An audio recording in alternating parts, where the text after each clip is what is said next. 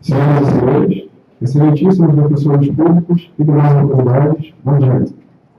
É com honra e alegria que nos reunimos hoje para divulgar a revista de número 26 da Defensoria Pública do Estado do Rio de Janeiro e, especialmente, para receber o ministro do Superior Tribunal de Justiça, Sebastião Alves, que ministrará a palestra de tema Propostas de Soluções para o Excesso de Processos nos Tribunais Superiores. Após a palestra, serão respondidas as perguntas que devem ser feitas apenas por escrito.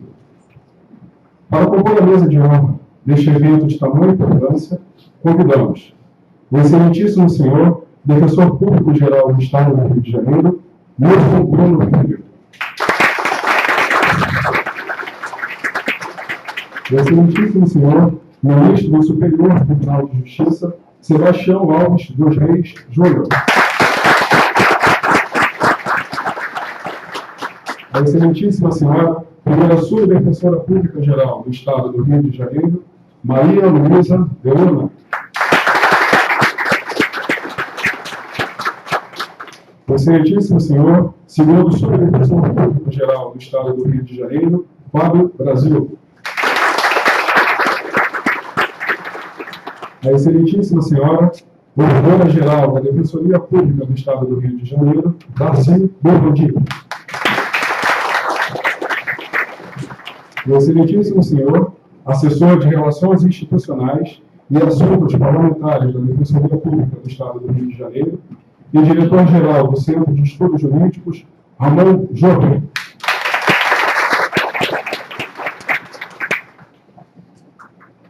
Pedimos a todos os presentes que fiquem de pé. Obrigado. Faremos agora um minuto de silêncio em homenagem aos defensores públicos do Estado do Rio de Janeiro, Fabiano Carvalho de Oliveira e Eliette Costa Silva Jardim, que faleceram recentemente.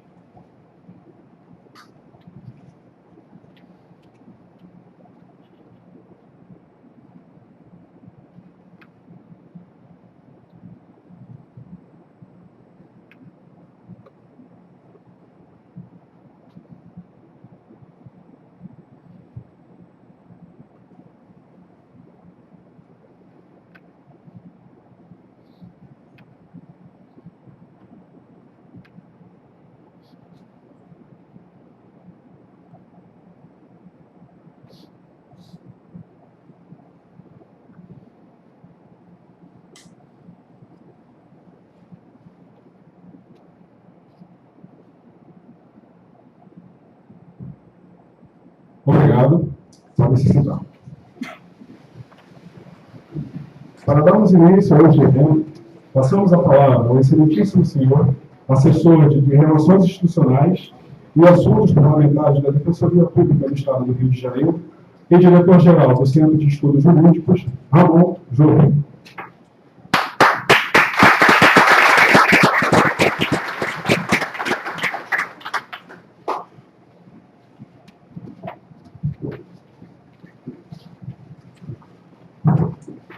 Excelentíssimo senhor defensor público-geral do Estado do Rio de Janeiro, doutor Nilson Bruno Filho, cumprimento na pessoa de Vossa Excelência a todos os demais colegas de administração superior que compõem a mesa, demais defensores públicos hoje presentes, meus colegas, servidores e estagiários da Defensoria Pública. Hoje, doutor Nilson, inquestionavelmente, é um dia de muita alegria para todos nós. Afinal de contas, lançaremos a nossa edição de número 26 da Revista de Direito da Defensoria Pública e, ao mesmo tempo, recebemos a ilustre visita de um ícone, um expoente do direito deste país, que é o ministro Sebastião Alves. Diante disso, lhe saúdo e o parabenizo, mais uma vez, pela forma tão dedicada e satisfatória com a qual eu venho conduzindo já há quase 4 anos os rumos de nossa instituição, o que se reflete em dias especiais como o dia de hoje. Receba, portanto, minhas sinceras homenagens. Excelentíssimo senhor ministro do Superior Tribunal de Justiça, Dr. Sebastião Alves, Vossa Excelência pode constatar que arrumamos nossa casa com muito carinho para lhe receber. Tomara que tudo esteja à altura que o senhor merece, afinal de contas, estamos diante de uma estrela de enorme grandeza no universo jurídico nacional, mas saiba que tudo foi preparado para que o senhor se sentisse mais à vontade possível e saiba que todos nós esperamos ansiosamente para ouvir suas palavras, para sermos brindados com todo o seu conhecimento. A sua presença aqui hoje, ministro, simboliza muito para nós. Simboliza uma luta que todos nós aqui travamos diariamente para valorizar nossa instituição, para colocar a Defensoria Pública do Estado do Rio de Janeiro no lugar que ela merece. Tê-lo aqui conosco no dia de hoje é um forte indicador de que nossa luta vem sendo travada no rumo correto. E isso nos enche de ânimo para continuar a batalha dia após dia. É uma honra, portanto, para nós recebê-lo. Cumprimento a todas as demais autoridades presentes e passo, então, a tecer rápidas considerações a respeito do lançamento da nossa revista de Direito. Bom, a edição número 1 de Revista de Direito da Defensoria Pública foi lançada em maio de 1988, contando aquela ocasião apenas com 230 páginas. Tínhamos, à época, em nosso conselho editorial, 7 defensores públicos, e a edição ainda era editada pela Imprensa Oficial do Estado do Rio de Janeiro. De lá para cá, 26 anos se passaram, e eis que chegamos justamente, com muita alegria, à nossa edição de número 26 da Revista de Direito da Defensoria Pública do Estado do Rio de Janeiro. Hoje, nossa edição chega com 530 páginas, editada sob nossa total responsabilidade através do Centro de Estudos Jurídicos da Defensoria Pública. Temos em nosso conselho editorial 12 defensores públicos, um ministro do Supremo Tribunal Federal, o ministro Marco Aurélio Mello, 3 ministros ou ex-ministros do STJ, Luiz Felipe Salomão, ainda nativo, Carlos Fernando Matias, esse já aposentado, e Adilson Macatu, que chegou a ser convocado a Brasília, ainda como desembargador do TJ aqui do Rio de Janeiro. Hoje contamos, em nossa edição, não só com artigos de defensores públicos, mas com trabalhos de outros atores do meio jurídico nacional, que fazem questão de enviar seus trabalhos, fazem questão de ver suas publicações estampadas em nossa revista. É o caso, por exemplo, do ex-desembargador Silvio Capanema, do professor Carvalhinho, ícone do direito administrativo em todo o país, do procurador de justiça aposentado Sérgio de Moro. Hoje contamos com publicações de defensores públicos de todo o país, que também fazem questão de enviar seus trabalhos aqui para o Rio de Janeiro. E, como não poderia deixar de ser, temos também os cada vez mais brilhantes artigos dos defensores públicos do Estado do Rio de Janeiro. É muito gratificante ver que abrilhantam esta edição trabalhos de colegas recém-chegados à instituição. Aqui cito o exemplo do Dr. William Ackerman, defensor público do último concurso, que já chega dando sua nova contribuição institucional com um artigo.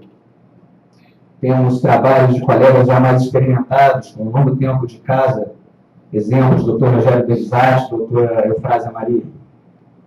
E ainda contamos com a colaboração muito valorosa de defensores públicos aposentados. E cito aqui o Dr. José Fontinelli, um ícone para todos nós, um nome quase sagrado na história da Defensoria Pública do Rio de Janeiro, que, apesar de já ter legado tantos anos de sua vida em favor de nossa causa, e mesmo já aposentado, continua oferecendo sua nobre e valorosa contribuição institucional. Dr. José Fontinelli compõe o conselho editorial desta revista.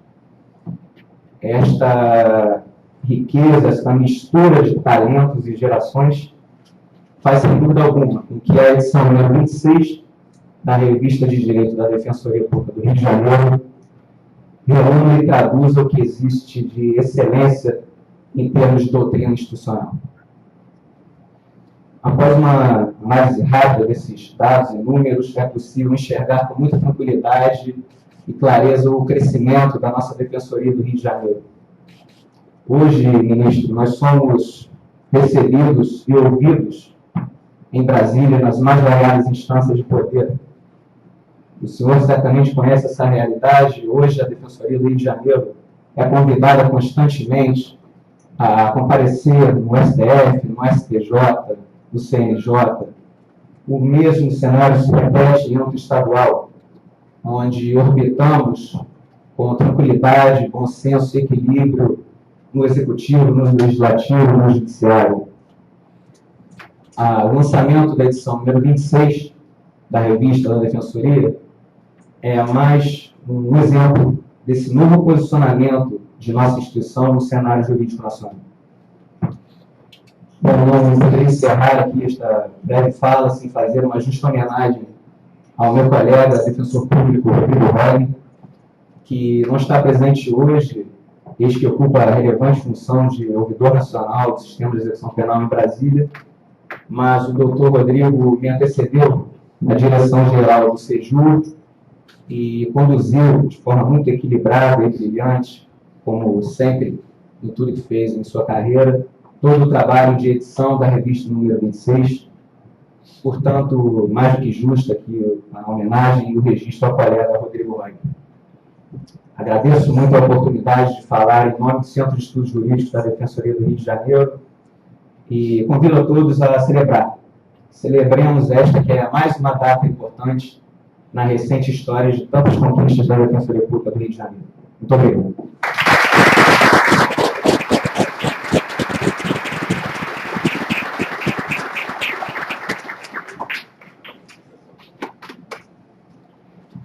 O excelentíssimo senhor ministro do Supremo Tribunal de Justiça, Sebastião Alves, se formou em Direito pela Universidade de Brasília. É pós-graduado e especialista em Direito Público. Além de ministro do STJ, exerce atualmente as funções de membro da terceira sessão e da sexta turma do Superior Tribunal de Justiça e membro da Comissão Permanente de Documentação. Senhoras e senhores, é com imensa honra que convidamos para a primeira palestra de tema Propostas de Soluções para o Excesso de Processos nos Tribunais Superiores, o excelentíssimo senhor ministro do Superior Tribunal de Justiça, Sebastião Alves dos Reis Júnior.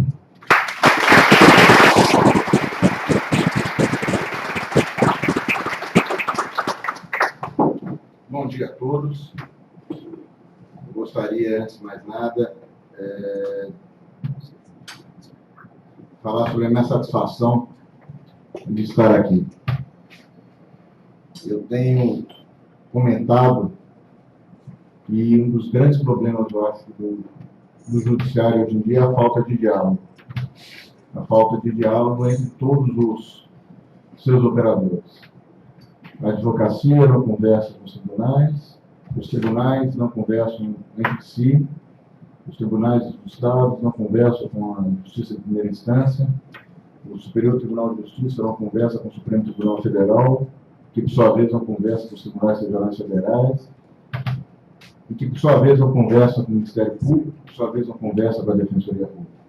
Eu acho que todos os operadores têm consciência de que o judiciário passa por um momento muito crítico, todos têm soluções para os problemas, todos sugerem soluções, mas nada de concreto acontece. Então, eu acho que daí o meu grande prazer de estar aqui. Eu não vou falar temas jurídicos, não vou discutir direito, até porque eu acho que, pela qualidade do que eu vejo no Brasil, do trabalho da Defensoria Pública do Rio de Janeiro, eu acho que isso é necessário. Mas eu venho aqui para conversar, para apresentar a minha realidade, ou seja, a realidade do Superior Tribunal de Justiça, e ouvir de vocês a realidade da Defensoria Pública do Rio de Janeiro. Seus problemas, suas dificuldades, seus anseios, suas esperanças. Eu acho que esse diálogo é muito importante.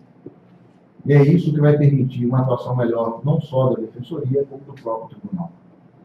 Eu gostaria muito de agradecer, então, doutor Nilson, essa oportunidade, já nos conhecendo há um bom tempo, né? E realmente é um desejo, não só meu, mas com todos os meus colegas, em especial da sexta turma, essa proximidade maior com, vamos dizer assim, os operadores do direito. Essa visita que eu faço aqui, eu já fiz no Rio Grande do Sul, fiz em São Paulo, achei extremamente proveitosa. Eu espero que seja a primeira de várias. Que esses encontros se repitam, não só comigo, mas também com meus colegas.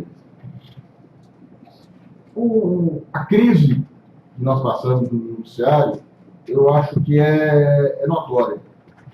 Eu vou dizer apenas alguns números do Superior Tribunal de Justiça. Em 2011, foram distribuídos aos 5 ministros que compõem a sexta turma do tribunal 30.540 processos. Desses 30.540 processos, 16.800 eram habeas corpus e 1.041 recursos em habeas corpus. Chama a atenção para os habeas corpus, para os recursos de habeas corpus, que são aquelas decisões que exigem do tribunal uma manifestação mais imediata, mais séria. Aí nós temos também agravos, arestas, recursos especiais, medidas cautelares, petições, recursos de mandado de segurança, etc. Então deu um total de 30.540. Em 2012, esse número caiu. Caiu para 25.209. Houve um decréscimo de habeas corpus, houve uma pequena acréscimo quanto do RHC, mas um decréscimo mais substancial dos habeas corpus. Eu acho que talvez em 2012, principalmente a partir de setembro, outubro, veio aquele novo entendimento do Supremo Tribunal Federal no que se refere aos habeas corpus, não conhecimento, não cabimento de habeas corpus quando se trata de substitutivo de recurso. Isso teve um impacto imediato no número de processos. Em 2013, o número que era, então, em 2011, um total de 30.540. Em 2013, o número de processos caiu para 25.209. Mas em 2012, em 2013, esse número já subiu para 27.667. Houve um decréscimo maior ainda de habeas corpus, mas houve um acréscimo substancial de recursos em habeas corpus, sem contar nos arestas e nos recursos especiais.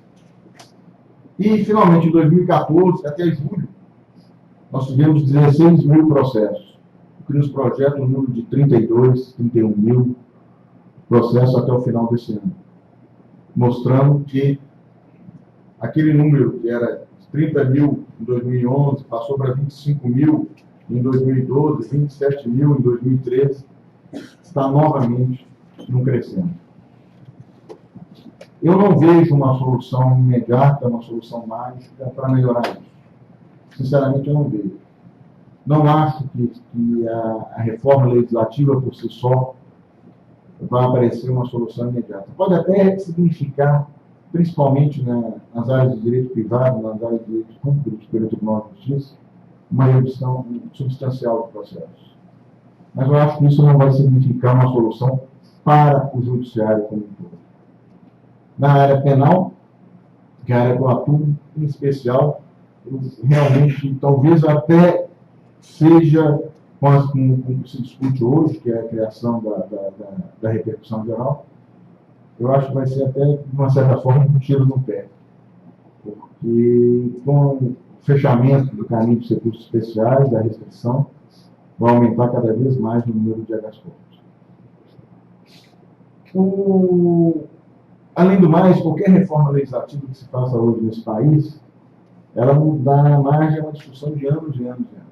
Se você muda a vírgula em determinado artigo, essa mudança de vírgula vai impor uma discussão que vai durar 3, 4 anos sobre o efeito dessa mudança de vírgula. Vai retroagir, não vai retroagir, é direito material, é direito processual, em que situações que vai incidir, alterou ou não alterou o que está disposto na lei, qual era a vantagem real do legislador, aí você vai discutir, vai procurar a exposição de motivos, vai atrás dos debates no Congresso para saber qual era a intenção do legislador, e isso vai dar plano para a manga. O que eu prego, o que eu defendo, é a mudança de mentalidade. Eu estava há pouco conversando no gabinete, que eu acho que chegou o momento de todos nós sermos mais pragmáticos. O judiciário não se sustenta mais com esse volume de processos.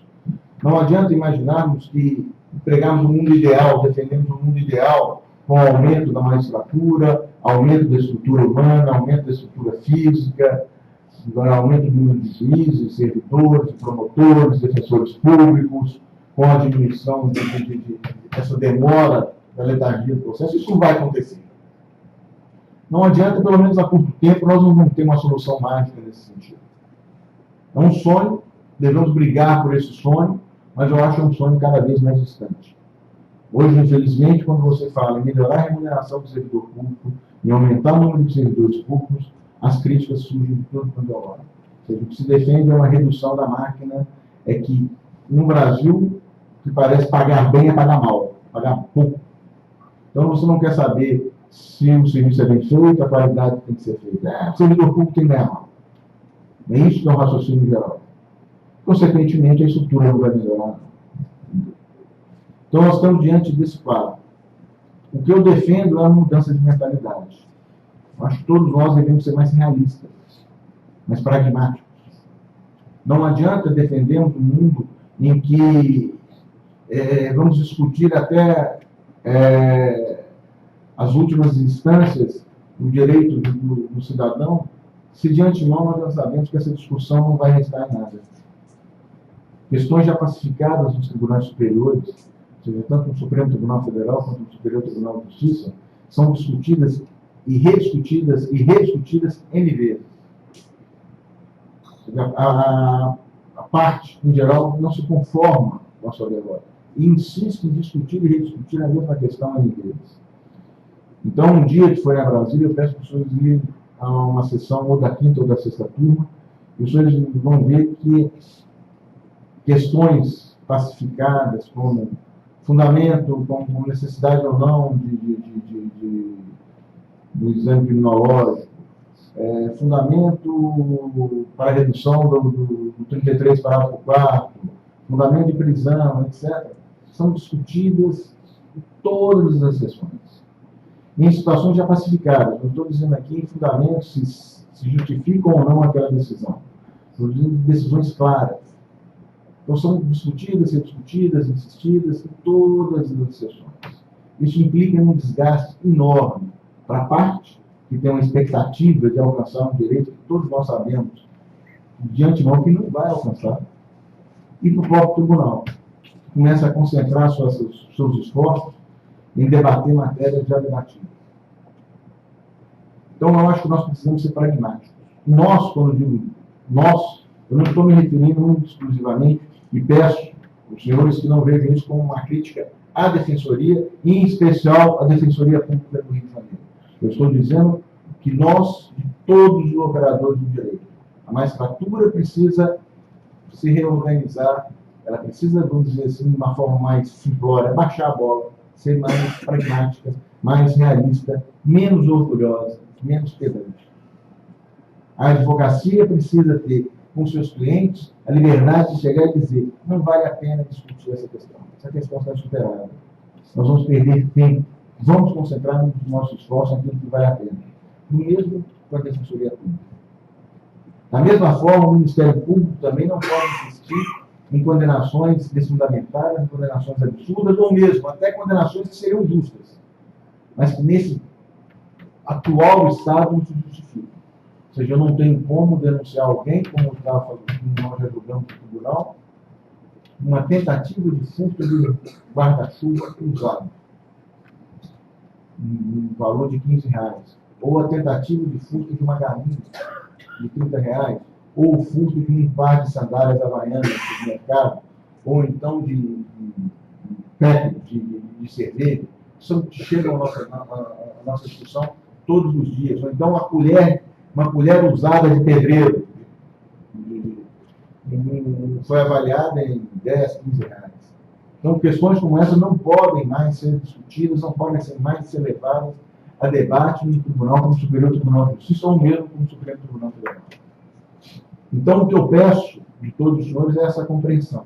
Sei que a vida do defensor público não é fácil. Falta estrutura, falta tempo, um volume alucinado de processo, sem contar, e isso eu acho que é o pior de tudo, a pressão dos familiares e do próprio filho. Eu fui advogado por 25 anos antes de chegar no tribunal. E uma das razões, talvez, que eu não sinta hoje nenhuma falta da advocacia, é o contato com a parte. Ou seja, é você explicar para a parte a situação do seu processo, é você explicar para a parte por que você perdeu e o seu vizinho dele do lado, com uma causa idêntica ganhou. É você tentar explicar toda a nossa procura, todo o caminho processual que nós temos.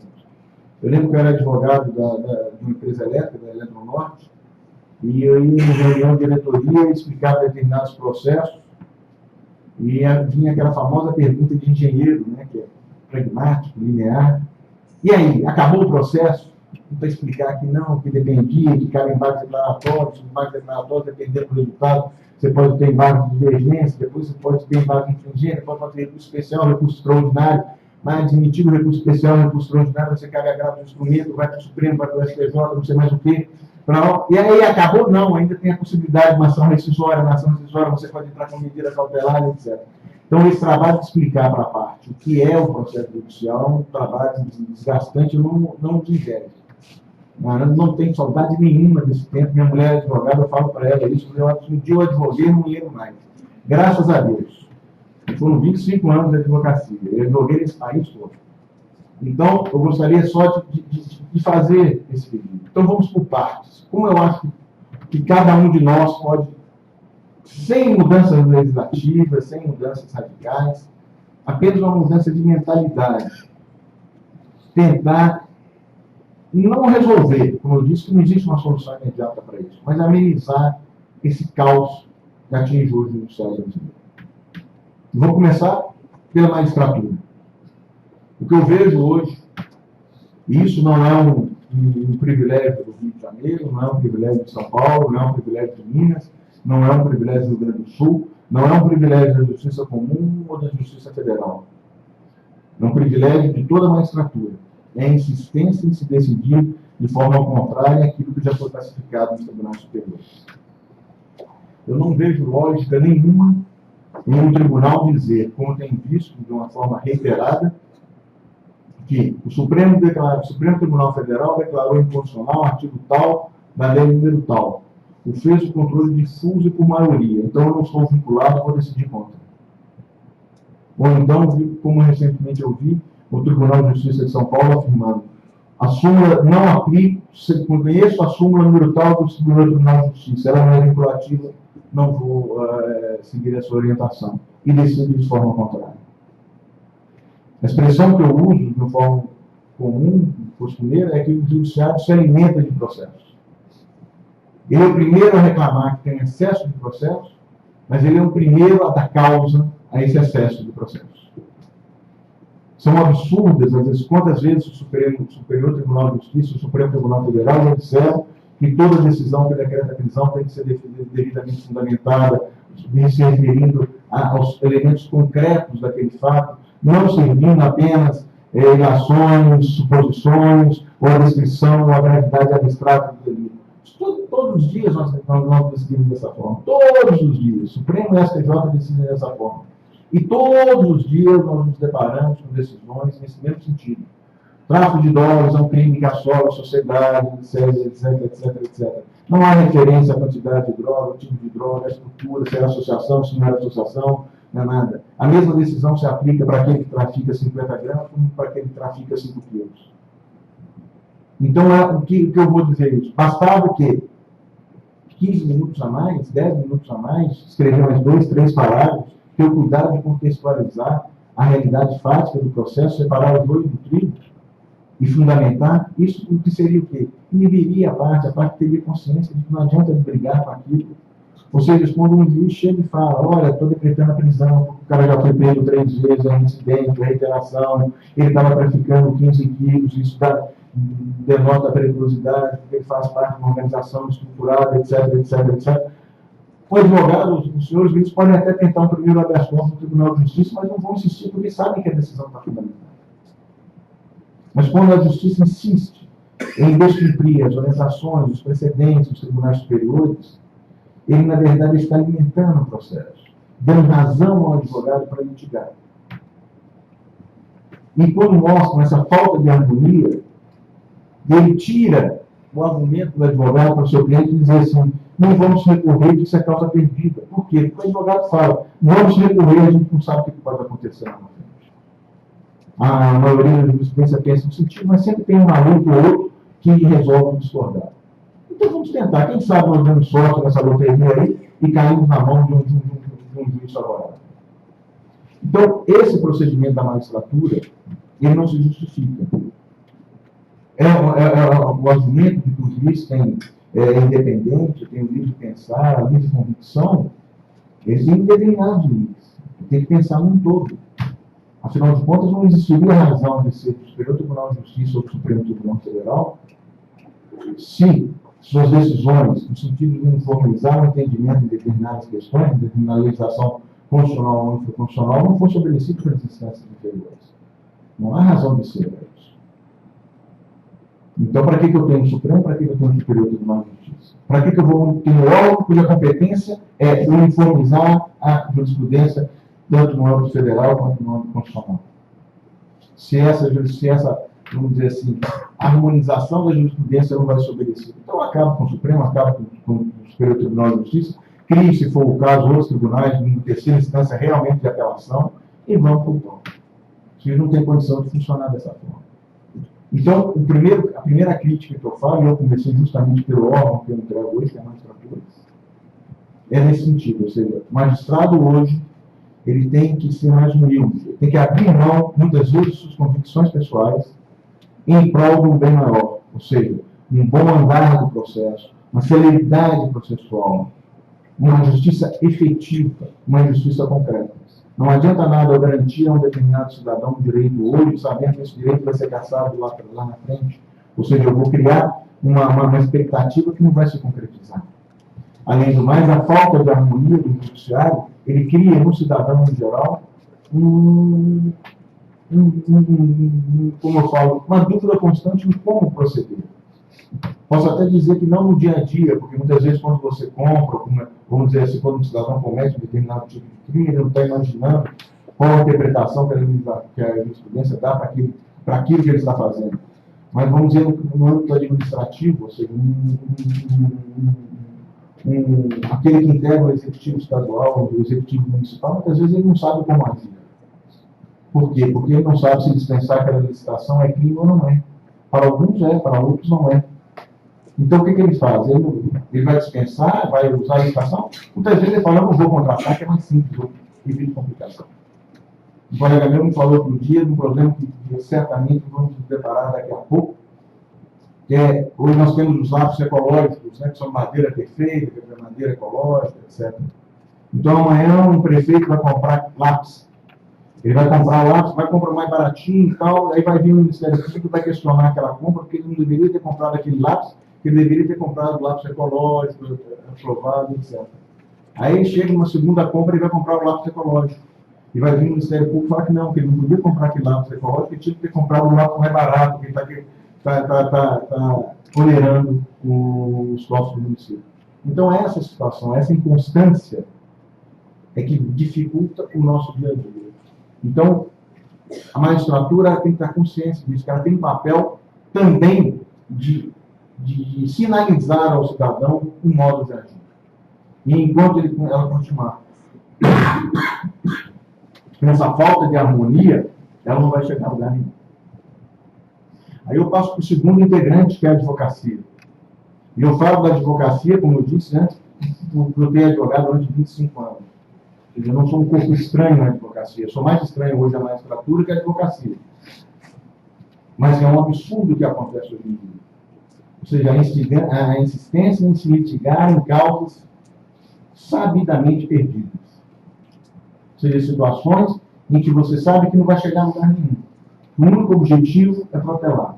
muitas vezes deixando de esclarecer ao cliente que é mais interessante um acordo, que é mais interessante cumprir de imediato aquela decisão do que protelar o processo. Eu vejo determinadas situações, causas assim, valores, vamos dizer assim, até pequenos, mas em que se prolongam ao longo do tempo, sem que haja uma iniciativa por parte dos advogados, por parte das partes, isso compõe. Então você tem um crédito em tese de 10 mil reais. Faça um acordo com 5 mil, é muito mais proveitoso do que você brigar por 10 mil, sendo que você vai demorar 10 anos brigando por 10 mil, e quando reconhecer, se não sabe se vai ter esses 10 mil reconhecidos, e quando for reconhecido os 10 mil, não sabe nem se a outra parte vai ter condições de pagar. A insistência em discutir causas já pacificadas da mesma forma, ou seja, causas pacificadas, superadas, teses, quando você vai no recurso especial com argumentos meramente fáticos, ou seja, você sabe que não tem espaço para se discutir no âmbito do recurso especial. É comum você ver recursos especiais em que na primeira página do recurso especial, de acordo com o depoimento de folhas tais, o cara disse isso, o contraponto disse isso, aquilo. Então, essa é uma matéria que você já sabe que não vai ganhar. Então, essa insistência em discutir também não ajuda em nada essa crise. A advocacia não vê que hoje ela é grande responsável, uma das grandes responsáveis pela jurisprudência defensiva que estão sendo criadas nos tribunais superiores. Os tribunais não estão tendo condições de dar vazão àquilo que recebem. Eu disse alguns números. Eu disse os números das turmas de direito criminal, do direito penal. As turmas de direito privado do Superior Tribunal de Justiça, hoje, cada ministro recebe por mês cerca de 2 mil processos. Cada ministro. Ou seja, é inviável você fazer a triagem para saber o que tem no gabinete. Que tipo de questões estão sendo levadas ao gabinete. São quase 2 mil processos por mês. No Tribunal Regional Federal da Primeira Região, existem gabinetes com mais de 30 mil processos. E eles não estão trabalhando. Estão trabalhando, acontece que não conseguem dar vazão. A quantidade que chega, quando você empata, se dá, ergue as mãos para o céu e fala, obrigado, consegui empatar. Consegui soltar esse mês o que eu recebi. Aí você vai dizer quantas daquelas questões merecem ser efetivamente apreciadas. Quantas daquelas questões não são questões discutidas e rediscutidas, debatidas e redebatidas ao longo do tempo. São questões em que você vê a inicial é chapada, a contestação é chapada, a sentença é chapada, a apelação é chapada, o acordo é chapado, o recurso especial é chapado. Você não muda nada, você muda o cabeçalho. Então, e aí todo mundo reclama, muito processo. Mas não pode dessa forma. O Ministério Público atua da mesma forma. Eu estava contando um caso há pouco. Esse, quando eu falei da tentativa de roubo, de furto, não é nem roubo, furto de um guarda-chuva usado. O cidadão passou, tinha na frente de uma casa, a varanda estava aberta, na varanda tinha um guarda-chuva. Ele foi, pegou o guarda-chuva. Aí foi pego na esquina. Essa situação. Houve a denúncia, o vice reconheceu a insignificância, o Ministério Público apelou, o tribunal manteve a sentença, houve recurso especial, o recurso especial não foi admitido, houve agravo, foi STJ, eu neguei provimento ao agravo, houve agravo regimental e a questão foi julgada pela turma. Eu falo que se gastou nesse processo, você construiu uma fábrica de guarda-chuva. E é a pura realidade.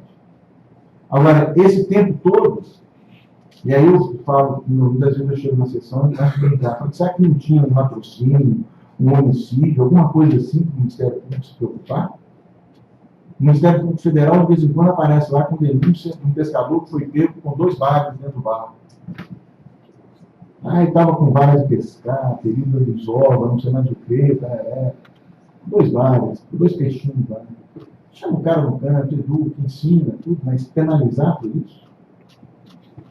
Outro dia nós estamos discutindo a penalização do CMS. Foi CMS, acho que foi CMS. 800 e poucos reais. Agora, o que significa 800 e poucos reais para o Estado? Será que vale a pena você penalizar, você dar razão um processo penal para discutir 800 e poucos reais? Então, essa situação, o que eu acho que nós temos que ser pragmáticos. No mundo ideal, sim. Eu acho que você não pode permitir que alguém furte um guarda-chuva, nem que seja um guarda-chuva. Eu acho que você não pode permitir a sonegação. Eu acho que você não pode permitir determinadas ações agressivas contra o meio ambiente, menores que sejam, porque hoje é pequenininho, amanhã começa a crescer. No mundo ideal, sim, mas no nosso mundo atual, será que justifica? Com a estrutura montada do Poder Judiciário brasileiro hoje, com a possibilidade de recursos, mais recursos, aí o que acontece? Questões que merecem um exame, merecem análise por parte dos tribunais, não são examinadas. Eu não vou esconder aos senhores. Eu tenho preocupação com o número, sim. Eu não tenho como chegar e dizer que eu não tenho a preocupação de chegar e receber 600, 700 processos no mês e julgar pelo menos 600, 700 processos no mês para bater. Agora, para poder julgar 600, 700 processos no mês, o que você faz? Você começa aqueles processos mais simples. Aqueles processos simples. E não é para dar número, para dar vazão. E aqueles processos, muitas vezes, envolvem matéria jurídica interessante, pode ser de precedente, pode dar efeito, pode ter uma repercussão maior, você acaba colocando no segundo plano. É natural. Então é o que eu peço a todos.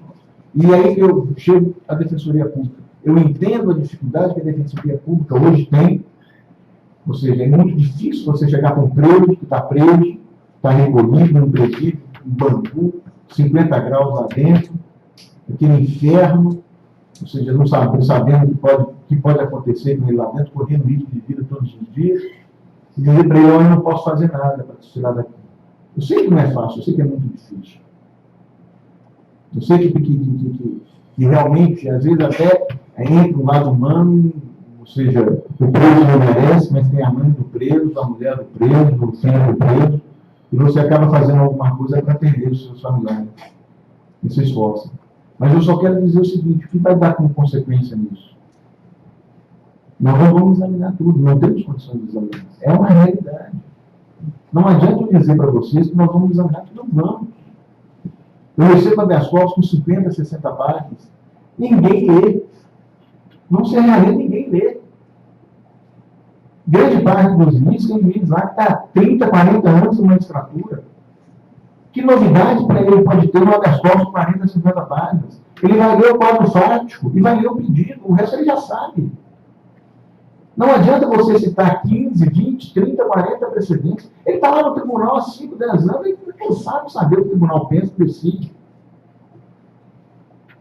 Agora, o que significa? Esse habeas corpus, e muitas vezes, você faz um habeas corpus de 50 páginas, coloca besteira, e tem um argumento bom no meio. E vai passar. Porque não vai ler. Então, eu acho que nós temos que ser pragmáticos, nós temos que atacar aquilo que vale a pena, gastar o nosso tempo com aquilo que se justifica. Eu estou dizendo, eu volto a falar, é com pesar que eu falo isso, mas é uma realidade. Nós temos que valorizar o nosso trabalho. O trabalho da defensoria, o trabalho da advocacia, o trabalho da magistratura. Nós temos que agir de modo que tenha um resultado efetivo. Não adianta eu questionar uma prisão devidamente fundamentada. Você vê infiltrações discutindo, fulano não deveria estar preso, e você vai ler o decreto de prisão, está mais do que fundamentado. Ele matou 15 com requinte de crueldade, atirou em testemunha, ameaçou testemunha, fez isso, fez aquilo. Você fala, como é que essa decisão não está fundamentada? Mas é um habeas corpus que você vai ter que examinar, vai ter que pedir liminar.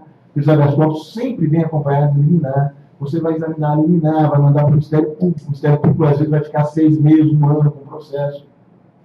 Devolve, você vai julgar, certo? Um dos grandes pesares que eu tive no tribunal, eu tenho até hoje, é que eu julgar habeas corpus prejudicado.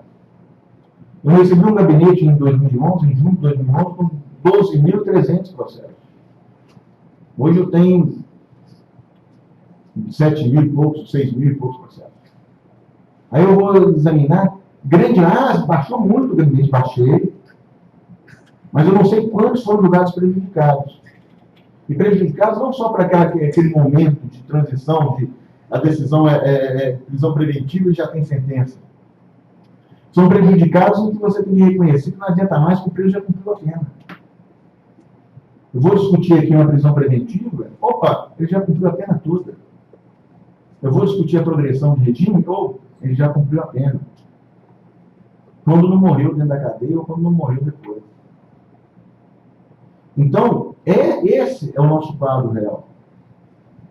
Vamos discutir? Vamos. Vamos concentrar nossos esforços naquilo que vale a pena.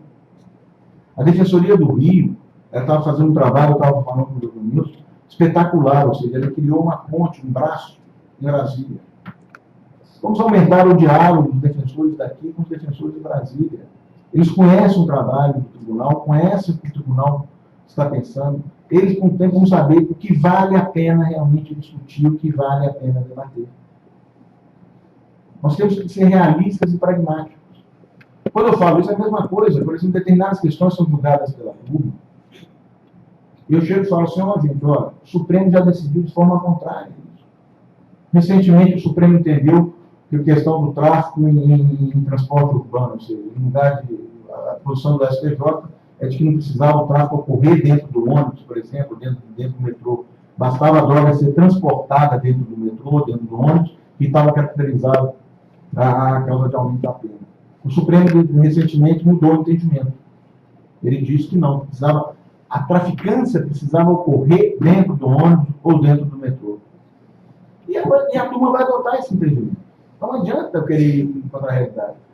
Houve uma primeira decisão, nós só vamos esperar para ver se é um posicionamento pacificado no Supremo. Houve uma decisão do ministro Toffoli, tal, e recentemente já viu que as duas turmas estão decidindo dessa mesma forma, inclusive em decisão monocrática. Vale a pena eu decidir de forma contrária para quê? Para dar espaço para novos habeas corpus, para mais trabalho para o Supremo, para mais trabalho para o Ministério Público, para mais trabalho para o advogado, para mais trabalho para a Defensoria Pública, para mais trabalho para mim, porque quando ele entra para habeas corpus lá, eu vou receber o pedido de informações, eu vou ter que prestar as informações. Não vale a pena. Então vamos ser realistas. Ressalva a sua opinião pessoal, eu penso de forma diferente, e pronto, e vamos tocar o barco para frente. Então, quando eu falo que a magistratura tem um magistrado hoje tem que agir dessa forma, eu falo não é só o magistrado, eu falo que todo o MP tem que agir dessa forma, o advogado tem que agir dessa forma, o defensor público tem que agir dessa forma. Ele tem que avaliar aquilo que vale a pena brigar. Não adianta brigar por questões já superadas, não adianta brigar por questões já pacificadas. A consequência vai ser o quê? Cria antipatia por parte do juiz. Vamos ser realistas. Nem tanto, talvez, a Defensoria Pública, mas você pega determinadas empresas que insistem na discussão de questões já pacificadas, telefonia, bancos, etc., que são questões que cria antipatia, sim, do parte do juiz. Olha, de novo essa empresa, e de novo esse negócio, não aguento mais ver isso. Então, por que nós não vamos ser pragmáticos? Então, a mesma coisa, vamos gastar bala com coisa que vale a pena, vamos gastar o nosso tempo com coisa que vale a pena. Vamos ter tempo para discutir, para como a doutora Thaís está fazendo lá em Brasília, indo de gabinete em gabinete, discutindo uma determinada tese, que é o problema da entrevista prévia com o preso. Ela está indo de gabinete em gabinete, discutindo. Já esteve comigo, já esteve com o ministro Rogério Schietti, já esteve com a ministra Maria Tereza, esperando o ministro Rogério Schietti levar o processo para ser julgado, vai ter sustentação, vai fazer todo o trabalho direitinho. Agora, ela está gastando tempo naquilo que vale a pena. É uma tese para ser discutida, para ser debatida. Agora, se ela se preocupasse só em reiterar, rediscutir questões já superadas, ela não ia ter condição de fazer isso. Ela tem condições de destacar. É isso que nós temos que fazer. É valorizar o nosso trabalho. É valorizar o nosso trabalho. É ter tempo para trabalhar naquilo que vale a pena. É isso que eu peço aos senhores. São cuidados básicos. Ou seja, impetração que não seja longa. Não adianta, como eu volto a falar, não adianta escrever 50 páginas. Isso, ao contrário de impressionar, assusta o magistrado. Estou sendo realista dos outros. Assusta. Como eu disse, eu recebo hoje uma média de 30 habeas corpus por dia. Sem contar agravos, sem contar medidas cautelares, sem contar recurso especial, sem contar petições, etc. 30 habeas corpus por dia. Habeas corpus é RHC. Se cada um deles tiver 50 páginas, são 1.500 páginas por dia. Alguém tem condição de ler isso? Não tem. Não tem a menor condição de ler um negócio desse. Processos bem instruídos. Todo dia o Superior Tribunal de Justiça está não conhecendo habeas corpus por falta de instrução. São habeas corpus que faltam decreto de prisão. Vai discutir prisão e não tem o decreto de prisão. vai atacar um acordo no Tribunal de Justiça e não tem um acordo no Tribunal de Justiça. Ou então junta só elemento, não junta o corpo da prova. Ou então são processos levados não sei quantos documentos, você não sabe que documento que se refere à inicial, a inicial não se reporta o documento, não sabe o que é. Ou então vai discutir processo que se refere a uma coisa que já está nos autos, mas não tem o trabalho de indicar que página que está nos autos. Eu tenho um professor meu, que era advogado, depois foi ministro do antigo Tribunal Federal de Recursos, talvez tenha sido o melhor professor que eu tenha tido na minha vida, que é o ministro Paulo Tava, que hoje ele é advogado, está com quase 90 anos, mas continua advogando. E ele dizia o seguinte: o juiz não vai bater folha de processo para saber que página que está o documento que foi referido pela parte, não. E hoje, por incrível que pareça, o processo digital complica muito isso. Projeto físico, às vezes, é mais fácil você achar determinada coisa dentro dele. Processo digital, se ele for grande, então, olha, tem hora que não dá. Você ficar olhando página por página, porque você contrata o processo físico, às vezes você pega o acordo, você já passa 15 páginas de uma vez, no processo digital não tem isso, tem que passar página por página. Então é muito mais complicado. Estou dando isso um conselho para você, para ver a parte prática, para ajudar.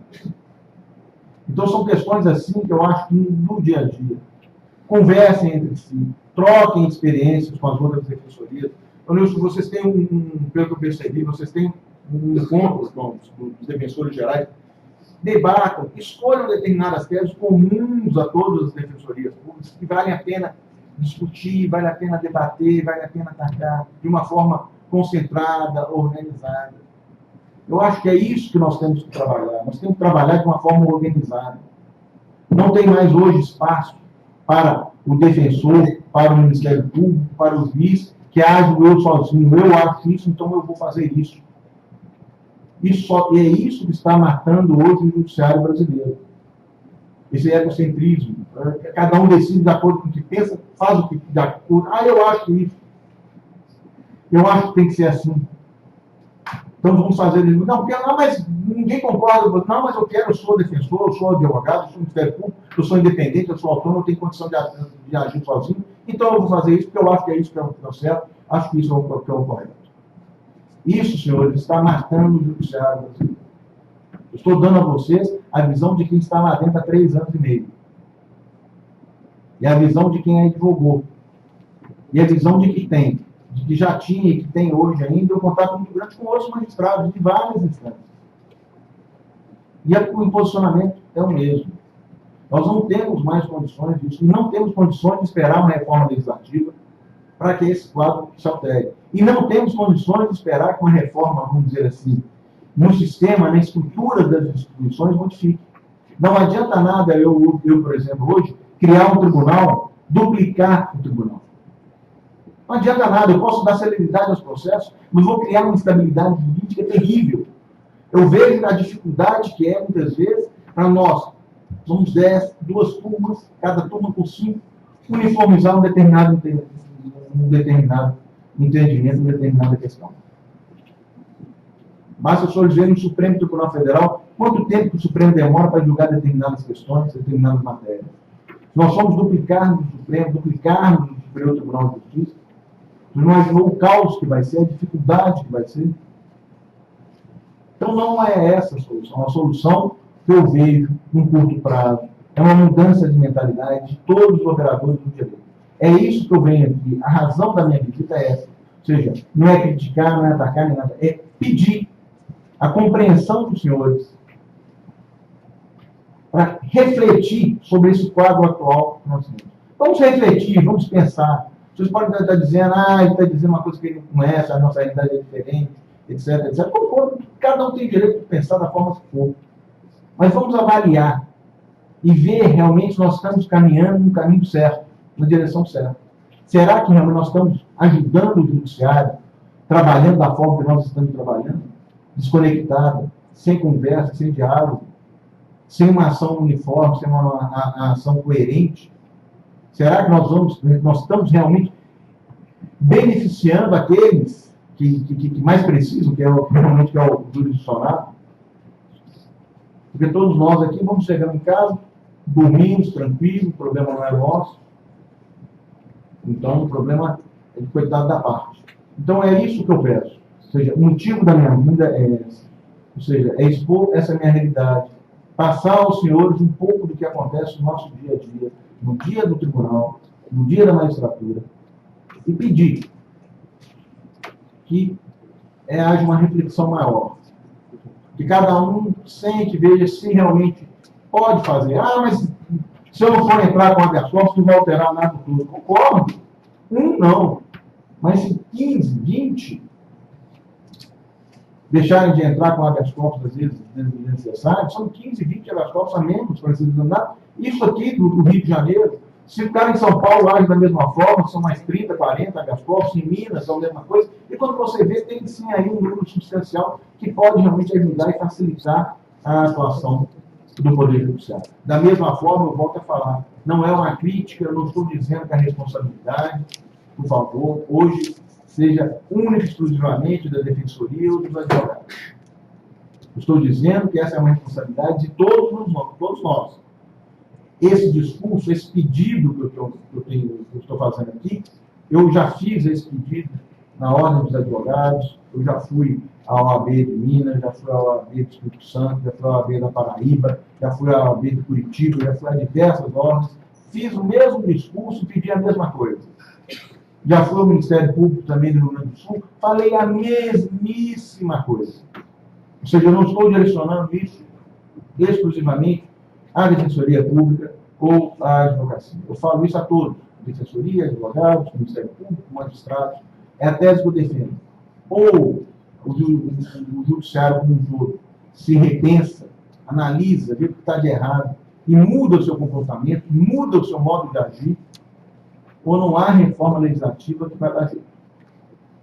Porque não vejo em pouco tempo uma mudança radical de dimensão de quadro pessoal, quadro de material, instalações físicas, etc., que possa comportar o volume de processos que hoje atinge o judiciário brasileiro. Além do mais, eu lembro que há cerca de uns 20 anos atrás, isso eu vou dizer antes de encerrar, eu fui ao Japão. Na época, houve um contato da Escola da Magistratura do Brasil, que era presidida pelo saudoso ministro Salvo Figueiredo, com a Escola da Magistratura japonesa. E me foi colocado lá como é que funciona a estrutura japonesa. Na verdade, no lugar dessa quantidade de faculdades de direito, ou seja, eles colocavam por ano uma média de 800 profissionais do direito no mercado. 800. Isso no Japão. Não é essa loucura hoje no Brasil, que nós colocamos milhares. Eles colocavam 800 por ano. Havia um curso, ou seja, a faculdade, passavam 3, 4 anos na faculdade. Em um determinado período, eles passavam 3 meses estagiando, 4 meses estagiando na magistratura, 4 meses na advocacia, 4 meses no Ministério Público, e encerrado a organização, ou seja, a faculdade que escolhia qual o campo que a pessoa ia seguir. Ou seja, não havia uma escolha, eu vou ser advogado. Não, alto lá. Seu perfil não é para ser advogado, seu perfil é para ser magistrado. Então você vai ser magistrado. Eu quero ser MP. Não tem nada com MP. Seu perfil todo é de advogado. Você pode quer exercer a profissão? Na advocacia. O juiz lá funcionava, ele ia dar a primeira sentença monocrática, ou seja, a primeira sentença sozinho, depois de 5 anos de magistratura. Até o 5º ano ele trabalhava sempre em conjunto com mais 2 magistrados. E a cada 5 anos ele submetia a um novo processo seletivo para ser confirmado ou reconfirmado. Aí você fala, mas uma estrutura dessa funcionava? Funcionava. Porque o japonês tinha por convicção que era uma vergonha ir ao judiciário. Que era um fracasso. Porque se ele ia ao judiciário, ele não tinha conseguido resolver de uma forma pacífica, de uma forma negocial, os seus problemas. E para ele aquilo era uma vergonha. Isso há 20 anos atrás. Então hoje nós temos que tentar, graças a Deus, a mentalidade é um espaço para isso, de medidas de conciliação, medidas alternativas à arbitragem, etc., que é um outro espaço que nós temos que trabalhar. Eu falo dos nossos advogados, eu tenho um filho de uma amiga minha aqui do Rio de Janeiro, que hoje está cursando direito no PUC, na PUC, a mãe é advogada, contencioso, ela está apavorada, dizendo para o filho, não pode fazer, não, tem outros caminhos, ele vai com a consultoria, vai para a arbitragem, vai caminhar para a conciliação, porque realmente o contencioso hoje, o advogado que atua no contencioso hoje é um herói. Porque você tem situações, eu lembro que eu peguei um processo contra a União antes de me casar. Era uma servidora militar que tinha sido demitida, eu consegui reintegrar liminarmente, e depois a ação. Eu só sei que quem foi receber o precatório foi há 2 anos atrás, 2, 3 anos atrás, eu já tinha chegado no tribunal, saiu o precatório dela, fiz bodas de prata. E quem recebeu foi a minha esposa, ou seja, mais de 25 anos para se resolver, para se encerrar um processo. Então, e um processo simples, envolvendo uma pessoa só. Quando eu cheguei no tribunal, o processo mais antigo que eu tinha no gabinete, mais antigo não no tribunal, mas mais antigo que eu tinha no gabinete, era um processo de 20 e poucos anos, que eu anulei o processo todinho por problema de competência. Mandei tudo começar de novo. Então, eu acho que nós temos que ter isso. Ou seja, será que realmente vale a pena nós continuarmos atuando da forma que nós estamos atuando? Exigindo do judiciário uma contraprestação que ele não tem condição real de nos oferecer? É isso que eu peço a vocês, que meditem sobre esse assunto e vejam como cada um de nós pode, dentro da sua área de atuação, contribuir para que esse caos que hoje existe diminua. Muito obrigado.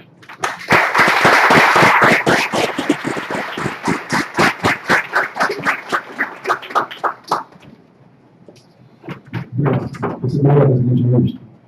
Senhoras e senhores, está aberta a sessão de perguntas. A primeira delas, do governador Bruno, qual a importância da sustentação oral nos tribunais superiores? Eu sei que tem muitos advogados que falam que a sustentação oral é uma perda de tempo, que os juízes ficam trocando figurinhas entre si durante o julgamento, olham na internet, não sei mais o quê. Que hoje, então, com o procedimento que algumas turmas adotam, uma troca prévia dos votos, que essa questão já é superada, que é perda de tempo, etc. Eu, pessoalmente, e eu digo isso de experiência própria de atuação na sexta turma do Superior Tribunal de Justiça, eu vejo de forma contrária. Eu acho a sustentação oral bem feita, pontual, trazendo a debate realmente a questão que interessa. Sem perda de tempo, sem perda de firula, sem dramatização, etc. Mas trazendo a situação fática peculiar, uma situação fática diferente, que justifica uma atenção especial do tribunal, ela é muito bem recebida. Não foram poucas as oportunidades que eu, como relator do processo, não digo que voltei atrás, mas eu levei de novo o processo para um novo exame. Outras oportunidades, às vezes eu já cheguei na sessão com determinada convicção sobre determinada questão e, em razão da sustentação, eu pedi vista do processo.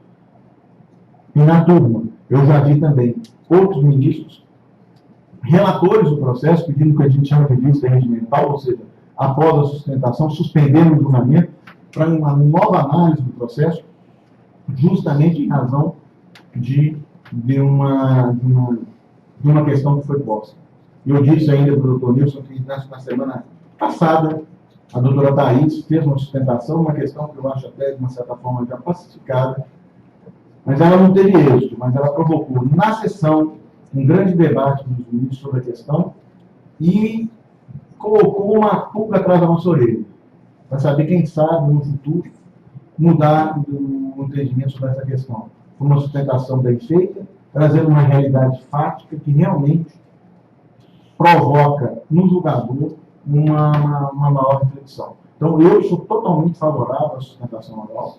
Agora, é claro que o advogado tem que ter noção. Ele não vai sustentar uma matéria que ele já foi mais do que debatida e rebatido, sem que traga nenhuma novidade, sem argumento novo, sem nada.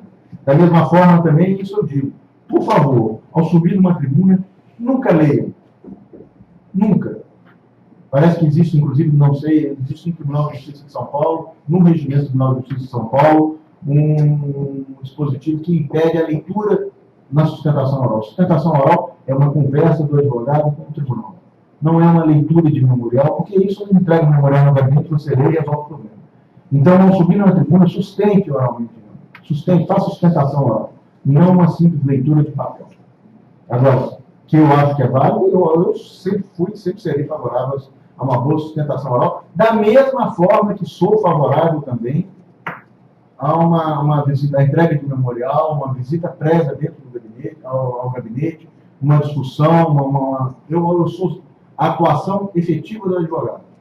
O advogado particular faz isso. Eu sei que a defensoria pública é mais complicado, mas, se possível, façam esse trabalho corpo a corpo, que às vezes no gabinete, numa conversa, você tem condição de abordar determinado aspecto que muitas vezes é difícil você colocar no papel. É muito difícil você... É uma realidade que às vezes a gente sabe que acontece e que é difícil você colocar, dizer em letras claras no papel. E numa conversa, dentro de um gabinete, uma conversa, uma entrega de um memorial, etc., você tem condições, você pode ter espaço para fazer isso. E outra coisa, a visita frequente do advogado, um advogado honesto, tudo, ele ganha credibilidade. E isso, na hora do juiz apreciar a questão, é muito importante. Você confiar naquilo que o advogado está lhe falando. Então, ele ganha pontos. O advogado que se apresenta ao magistrado com uma determinada frequência como um advogado honesto, íntegro, verdadeiro, que não apresenta seus pontos fracos, fala, olha, tem essa questão aqui realmente que fragiliza, mas tem esse aspecto para contrapor, etc. Ou seja, o advogado que não tenta enganar o juiz. Isso é outra coisa. Numa sustentação, nunca tente omitir fatos importantes ou mentir. E aí é inteiro, cara. Obrigado. Vamos receber duas perguntas relacionadas, eu vou fazer uma só. Os chamados métodos alternativos de solução de conflitos, como a mediação pré-processual, conciliação e arbitragens, não seriam também importantes ferramentas para facilitar a judicialização e, consequentemente, o acesso dos processos? São fundamentais. São fundamentais. Eu acho que, inclusive, lá no próprio Superior Tribunal de Justiça, a ministra Marcinha Henrique, por exemplo, ela tem adotado o hábito de, já em mesmo nível de recurso especial, etc., de tentar a conciliação entre as partes. Eu acho que é um caminho que nós temos justamente por isso. O judiciário já não comporta essa procura intensa. Ou seja, nós estamos num mundo hoje em que, diferente do que acontecia antigamente, as pessoas com o judiciário era uma coisa muito distante, era uma realidade muito, muito longínqua das pessoas. Depois que veio a TV Justiça, a popularização, mensalão, não sei mais o que, ficha limpa, etc., as pessoas começaram a conviver com o judiciário ali, na sua casa. Ou seja, vê o Jornal Nacional, entra no site da internet, se discute uma decisão judicial, se discute um processo. Então, aquilo se tornou uma realidade.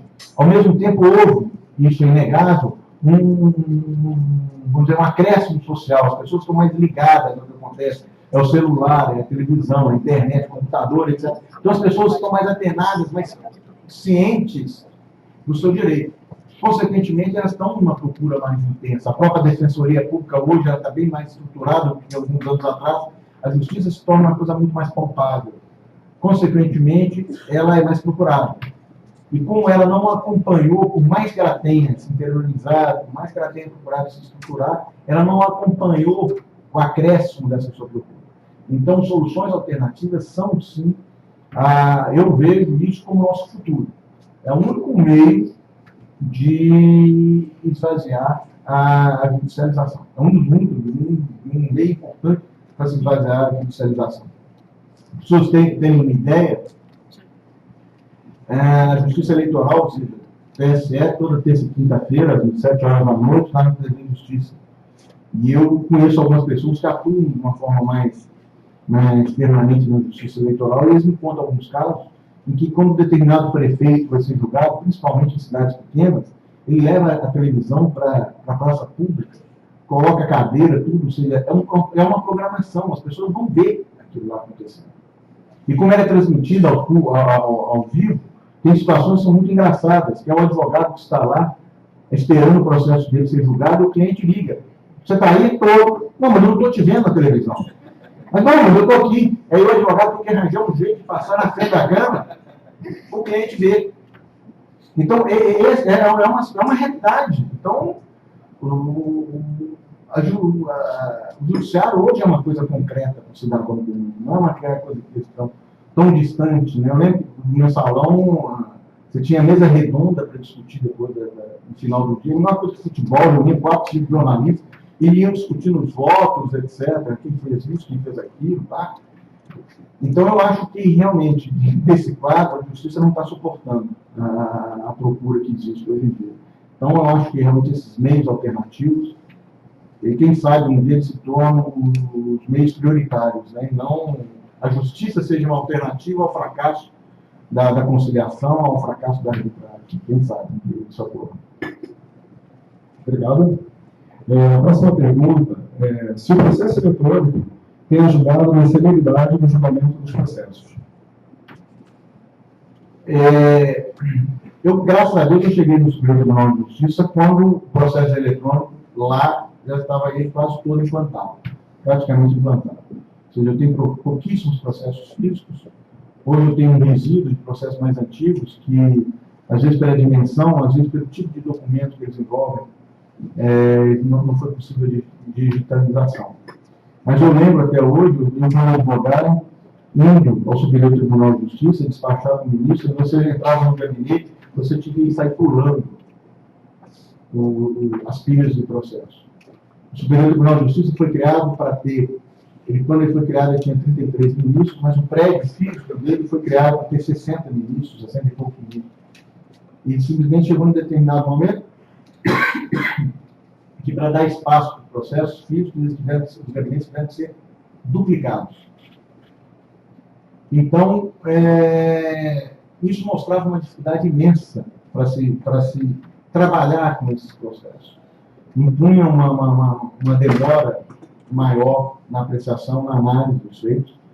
E o processo digital, hoje, ele realmente é uma nova realidade. Uma realidade que nós temos que nos orgulhar, porque é um ganho de tempo, é um ganho de praticidade. Eu vejo, por exemplo, eu tenho toda a estrutura que eu tenho no tribunal, eu tenho na minha casa. Então, eu não preciso necessariamente estar no tribunal para julgar. Eu brinco, às vezes, até que a consciência pesa. Você chega sábado de manhã, você está em casa, e de repente você olha para o escritório, você fala, o escritório está ali, o computador está ali, os processos estão ali. Você não tem mais aquele negócio de pegar. Eu lembro, meu pai era juiz, eu lembro ele chegando em casa com uma mala, com 2 malas, cheio de processos. Mas aquilo era um número finito, né? Ou seja, ele levava 3, 4 processos para casa e trabalhava naquele 3, 4 processos para casa. Hoje, se eu quiser passar um dia inteiro em casa, ver 15, 20, 30 processos, eu vejo. Os processos estão lá, todos à minha disposição. Então, é um grande ganho. Eu acho que é uma ferramenta extraordinária.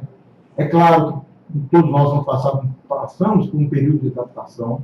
Não nego que eu sinto falta ainda do processo físico, que às vezes é mais fácil você manusear. E eu tenho pena, realmente, são dos novos advogados, porque eu acho que é muito mais difícil você compreender o que é um processo com ele digitalizado.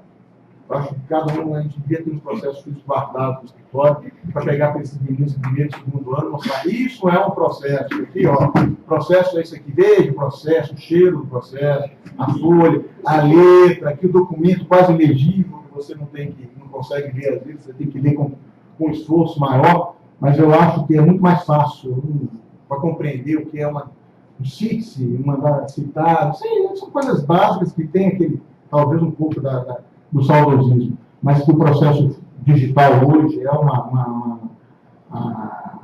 é o que permite, em especial, eu digo da minha realidade, o Superior Tribunal de Justiça funciona, eu não tenho dúvida. O tribunal estaria hoje totalmente inviabilizado se não fosse a digitalização. É isso que eu estou falando. Eu tenho o processo de 12 mil processos. Onde eu conseguiria guardar 12 mil processos? Eu não tenho, não há espaço físico para acontecer isso. Eu tenho, de vez em quando, tenho notícias justamente do Tribunal Regional Federal da Primeira Região, que ainda não está digitalizado. Processos ficam em arquivo, não sei aonde, em outro prédio, tudo. Ou seja, é uma dificuldade brutal, uma dificuldade para o dia a dia que é quase insuperável. Então, eu sou totalmente favorável ao processo digitalizado. Obrigado. A terceira pergunta da doutora, ela primeiro parabeniza pela palestra, saímos fortalecidos para lutar os bons combates. E a pergunta é a seguinte: em relação à falta de harmonia nas decisões, seria possível afirmar que, derivando-se da garantia do devido processo legal, decorreria o princípio da coerência, segundo o qual os tribunais devem manter linearidade mínima? Eu não tenho dúvida, ou seja, eu não vejo explicação para a existência hoje do Superior Tribunal de Justiça e do Supremo Tribunal Federal que não seja, vamos dizer assim, não a vinculação que não existe hoje de forma expressa, mas a vinculação do seu posicionamento e do seu entendimento. A falta de harmonia, ela cria insegurança jurídica, ela aumenta a litigância, ela cria insatisfação do jurisdicionado, o jurisdicionado fica realmente insatisfeito. Essa situação, como eu disse, foi advogado da Eletronorte. A Eletronorte é uma empresa de energia elétrica que atua em 9 ou 10 estados diferentes, ou seja, Nordeste e parte do Nordeste e parte do Norte do país. E era comum determinadas teses jurídicas você ganhar num determinado estado e perder em outro. Então, como é que você vai explicar isso? Como é que você vai orientar a administração da empresa a atuar? Ou seja, determinada questão, por exemplo, isso acontecia muito, em especial em questões trabalhistas. Você vai dizer para você determinadas práticas são aceitáveis para a justiça de um estado e não são aceitáveis para a justiça de outro estado. Como é que você vai agir? Como é que você vai trabalhar no seu dia a dia?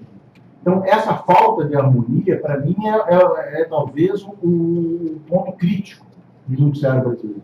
Eu acho que, vamos criar a súmula vinculativa, ou a súmula vinculante, ou então a súmula impeditiva de recurso. Tudo bem, mas isso, para mim, é uma excrescência. Eu não precisava ter isso. Antigamente, ainda se justificava a existência de súmula, porque você não tinha contato com os tribunais. Então, você tinha uma dificuldade de saber o que os tribunais pensavam, como os tribunais decidiam. Então, você editava as súmulas e ficava muito mais fácil. O cara do Amazonas, ele tinha lá o livro dele com as súmulas, pronto, já sabia. O posicionamento do Supremo é esse, o posicionamento do antigo Tribunal Federal de Recursos é esse. Então, é fácil, não tem dificuldade para trabalhar. Mas hoje, para informática, se você entra, você sabe direitinho como é que o tribunal está pensando. Isso dia a dia. Isso dia a dia. Você sabe lá, tem decisões assim, decisões nesse sentido, fulano pensa assim, ciclano pensa assim, já tem decisões monocráticas nesse sentido, ou seja, a matéria está superada, não sei mais o que e tal. Então, não tem mais razão hoje para um juiz dizer que não vai seguir a jurisprudência do tribunal, que desconhece a jurisprudência do tribunal, de que não concorda com a jurisprudência do tribunal. Isso é um orgulho dele, de uma certa forma, até quase arrogância. Ele entender que decide melhor do que os tribunais superiores. Ele pode até decidir, não estou dizendo que ele não decide, que ele não tem competência, não tem nada. Não estou entrando nesse. Mas o fato é que o posicionamento dominante é aquele. E a justiça não ganha nada com a insistência de se desobedecer. Essa semana passada, eu concedi uma liminar, no caso do Rio Grande do Sul, onde havia um recurso exclusivo da acusação, e que na hora da sessão, a turma impôs a defesa falar previamente. E aí se discutiu justamente, mas peraí, o recurso é da defesa, da acusação, a defesa fala depois. Não, e foi citado, olha, o Superior Tribunal de Justiça, o Supremo Tribunal Federal, tem falado várias vezes que a defesa tem direito à última palavra. O STJ que decide errado. Então, o que deu? Fizeram o julgamento, houve habeas corpus, eu concedi a liminar, provavelmente eu vou conceder a ordem, vai anular o julgamento, o julgamento vai ter que ser refeito. Alguém ganhou com isso? Ninguém. Por quê? Porque uma insistência, uma postura orgulhosa em decidir determinada questão. Ou seja, ninguém ganhou com isso, a parte não ganhou com isso, o tribunal não ganhou com isso, o Ministério Público não ganhou com isso, eu não ganhei, ninguém ganhou com isso. Qual o proveito que nós temos na situação dela? Então, isso um exemplo claro para mim de que realmente a insistência de se decidir contra decisões já consolidadas é um tiro no pé. É a magistratura alegando que tem muito processo, mas se alimentando de novos processos. Ela vai ter um trabalho duro, vai ter que revisar a matéria, vai ter que revisar a questão. Não ganha nada. Obrigado. Outra pergunta é: a insistência de advogados e defensores públicos em teses diferentes não contribui para a atualização permanente do Poder Judiciário, para que esse possa reter sempre seus entendimentos? Assuntos como direitos de transexuais e relacionamentos homoafetivos obtiveram recentemente posicionamentos judiciais favoráveis. Isso não ocorreu por insistência em teses até então perdidas? Eu não estou negando, dizendo que determinadas questões devem deixar de ser objeto de discussão. O que eu estou dizendo é o seguinte: questões como essa, que foram citadas como exemplo, transexuais, etc., são questões atuais, são questões que estão provocando, decorrentes até de uma nova realidade, uma nova situação fática que passa pelo país. E que realmente merecem ser debatidas, discutidas, até porque não existia, até vamos dizer assim, pela novidade, um posicionamento claro da jurisprudência quanto a isso. Quanto a essas questões já superadas, muitas vezes objeto de súmulas, eu acho que é aquilo que eu estou falando. Vamos ser um pouco pragmáticos. Eu vou gastar vela com defunto bom ou com defunto morto. Eu vou gastar o meu tempo insistindo em tentar rediscutir questões já pacificadas. No mundo ideal, talvez sim, que eu vá permitir que o judiciário reflita ou repense aquelas questões. Mas no mundo real, eu acho que vai acontecer. Essa questão vai ser julgada de forma com simplesmente o tribunal se limitando a citar seu precedente, sua súmula, e matando o processo, mas vai usar o tempo do juiz, vai usar o tempo da assessoria, vai usar o tempo do Ministério Público, da estrutura de secretaria, etc. E que muitas vezes, como eu disse, vai colocar no segundo plano questões boas, questões que merecem realmente uma análise cuidadosa do tribunal, questões que são diferenciadas. Agora, e digo mais, essas questões, mesmo já, vamos dizer assim, superadas, eu acho que elas merecem sim ser discutidas se a parte, seja a Defensoria Pública, o advogado, o Ministério Público, porque nós não podemos esquecer que isso também ocorre com o Ministério Público. O Ministério Público também insiste em determinadas questões já superadas, ele insiste em debater questões já superadas. Eu acho que também pode acontecer desde que sejam trazidos fatos novos, circunstâncias novas. Eu tenho isso um exemplo concreto, que realmente vai provocar, vamos dizer assim, quem sabe vai provocar uma nova discussão, provocar até mesmo pela Defensoria do Rio de Janeiro, que é o problema do acesso na entrevista, que a doutora Thaís está lá fazendo um trabalho, corpo a corpo, discutindo. É uma questão que já tem um posicionamento, já foi objeto de decisão, tanto da quinta quanto da sexta do tribunal, no sentido de que não é possível vamos dizer assim, não há obrigação do Estado disponibilizar o preso para entrevista prévia.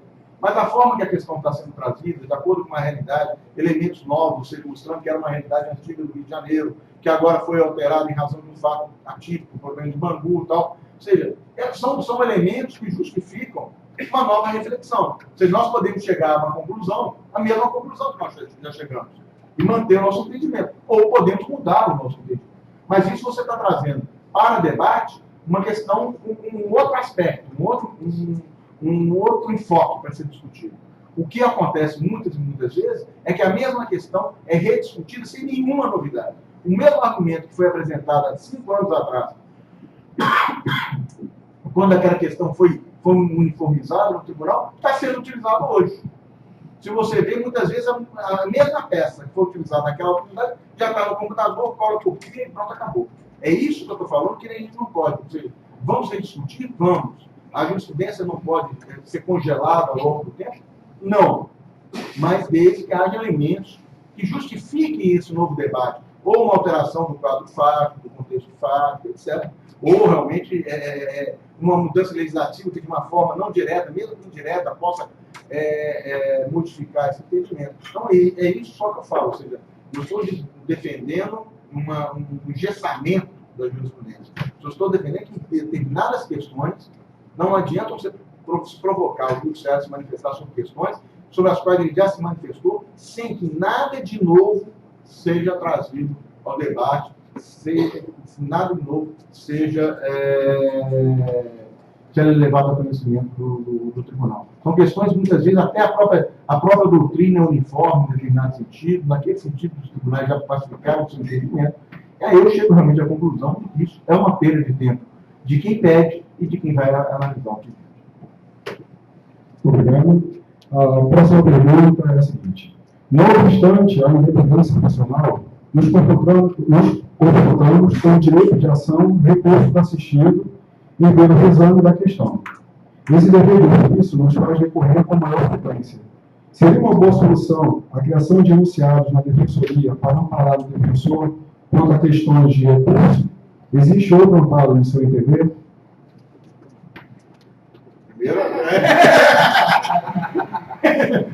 Isso aí é problema de você. Não, mas é claro, eu acho que eu não sei, eu nunca fui defensor, eu não sei como é que funciona. Eu acho que cada defensoria tem sua estrutura, seu modo de agir, seu modo de funcionar. Eu acho que o ideal seria realmente as defensorias públicas, da mesma forma que o próprio Ministério Público. Eu falo isso, que eu acho que são instituições, vamos dizer assim, paralelas e que apenas defendem interesses diversos. Mas eu acho que seria interessante a criação de órgãos internos que propiciassem uma harmonia de entendimento, uma harmonia de procedimento, e talvez até esse amparo para o defensor amanhã não vinha a ser responsabilizado por uma eventual omissão. A gente sabe que isso pode acontecer. Eu disse que a situação é uma situação complicada, não estou dizendo que é muito fácil, você vai chegar para o preso e dizer não vou recorrer porque não tem chance. Eu sei que isso é muito difícil em determinadas situações, é muito difícil. Inclusive, eu sei que, dependendo do tipo de preso, pode haver ameaça, você tem que agir, tem que fazer, tem que acontecer, etc. Eu sei que há uma situação delicada. É claro que quando eu digo que o defensor tem que jogar limpo o seu cliente e dizer que isso aqui não é viável, é claro que eu sei das limitações. Por exemplo, tem muitos colegas que trabalham na Procuradoria do Distrito Federal. E eles me falam várias vezes que é mais fácil lá recorrer do que pedir autorização para não recorrer. Ou seja, eles não criaram uma estrutura ainda que torne viável o não recurso, justamente com medo de ser penalizado amanhã, não só administrativamente, agora civilmente, penalmente, etc. Então, tinha que realmente existir dentro eu só estou dizendo que eu não sei como é que funciona, por favor, se eu estou dizendo alguma coisa que não está de acordo, mas isso eu estou falando, no mundo ideal, eu acho que realmente teria que existir dentro da estrutura uma espécie de fosse estabelecidas determinadas teses que são viáveis, o recurso, a interposição, e aí eu volto a falar, talvez até em determinadas situações, agora com a presença da Defensoria Pública em Brasília, funcionando junto ao Superior Tribunal de Justiça, um maior diálogo, porque muitas vezes aquele que está presente junto ao tribunal, ele tem um conhecimento, ele tem uma sensibilidade maior daquilo que vale a pena recorrer, daquilo que não vale a pena recorrer, daquilo que se justifica o recurso, ou daquilo que pode realmente só bater e voltar. Eu acho que eu até citei como exemplo, ou seja, por exemplo, um advogado. É o que eu sempre falei, eu lembro o advogado em Brasília, fui a vários estados, eu fui da advogada da Eletronorte, eu andei esse país todo advogando pela empresa, eu via a dificuldade, eu procurava sempre ter nos estados um advogado local. Porque era aquele advogado que conhecia a realidade, conhecia o juiz, sabia como a justiça local pensava, a forma de atuar, o modo de trabalhar determinada questão, o enfoque, olha, fulano não recebe advogado, fulano recebe, fulano não gosta disso, fulano gosta daquilo. Essa tese aqui é antipática, não, essa tese aqui tem espaço para se discutir, etc. Então, eu acho que é sempre importante se ouvir o advogado local. Agora que a Defensoria Pública tem um representante em Brasília, eu acho que o aumento desse diálogo, para saber realmente, talvez, uma percepção maior daquilo que seja viável, daquilo que vale a pena trabalhar, eu acho que é um ganho. Sei, volto a falar, da dificuldade que tem de você dizer para a parte que não vai recorrer, que não tem espaço. Eu sei realmente que é muito difícil isso. Se possível, a gente conseguir um trabalho, de modo de convencer a parte, olha, vamos valorizar. Muitas vezes eu vejo discussões, uma coisa que incomoda muito o tribunal, incomoda que eu digo assim, são discussões, por exemplo, a nulidade o reconhecimento de inépcia de denúncia. É uma situação que às vezes você vai antecipar uma discussão que não é o momento para se discutir. Muitas vezes até o tribunal nem enfrenta diretamente a questão, ou seja, sai por um outro caminho, fala que precisaria talvez de um reexame de questões práticas, etc. Tal, mas você já, de uma certa forma, cria um juízo que vai criar dificuldades para você aqui dentro depois, quando for levar o juízo, quando ele vê, houve um habeas corpus contra a denúncia. Esse habeas corpus foi não conhecido, foi negado, não sei. A questão para ele está superada, quando acabou, ele não vai querer nem saber o que o tribunal pensou. Então, às vezes, vai se antecipar uma discussão. Então, eu acho que essas questões todas devem ser avaliadas. E é caro, claro. Cada caso é um caso. Isso realmente é uma questão. Isso que a gente fala muito do direito penal, que cada caso é um caso, você não tem como colocar tudo num balaio só. E há peculiaridades, daí o porquê, inclusive, eu volto a falar, da conveniência da sustentação oral, do memorial, que é justamente separar o joio do trigo, mostrar determinadas peculiaridades daquele caso, que aquele caso não é um caso comum, não é aquele caso da lavra comum, ou seja, não é aquele caso típico que é apreciado pelo tribunal. Existe um diferencial nesse caso que merece ser analisado, estudado, considerado, pensado e destacado. Daí. Obrigado. A próxima pergunta é: como estimular o debate de certas questões do judiciário sem provocá-lo? Questões já consolidadas que possam ser analisadas sob o NAC-prisma diante de transformações no meio social, por exemplo. Há a possibilidade das instituições como a OAB, a Defensoria, o Ministério Público acessar o Judiciário e reunirem-se a fim de debater tais questões sem que haja necessidade da propositura de ações? A minha vinda aqui é um exemplo de que isso é possível. E é isso que eu reclamo. Eu acho um certo distanciamento entre os vários operadores, que a gente chama operadores do direito. Eu acho que esse diálogo é uma forma até de se poupar o judiciário da discussão no caso concreto. Por exemplo, eu sei que há uma determinada crítica a congressos, encontros, etc. Vocês acham que isso é para juiz viajar, para ir para resort, para praia, etc. Eu sou totalmente contrário. Eu já participei de sem número de encontros, em que você tem debates realmente muito interessantes, instrutivos, que mostram, e são levadas, e são apresentadas, e às vezes você tem tempo para discutir coisas que você não consegue discutir num processo. Né? Então, são coisas que você não tem como colocar no papel, a gente sabe que são realidades estranhas. Eu lembro uma vez, eu era fui advogado de concessionário, fui a um congresso aqui no Rio de Janeiro, e uma coisa que me impressionou muito, mostrando a forma a indústria das ações, né? Ou seja, que existe aqui no Rio de Janeiro, aquelas pessoas que ficam catando gente na rua, na porta da laje, na porta do negócio de água, tudo, ou seja, você vê que é uma coisa montada, né?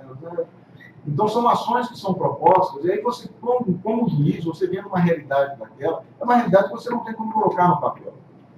Você não vai conseguir colocar aquilo no papel.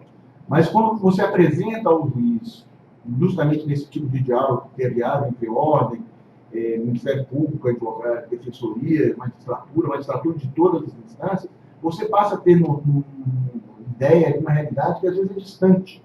E que com isso, de uma certa forma, bem ou mal, vai te influenciar e vai mudar o seu modo de pensar e encarar determinadas situações.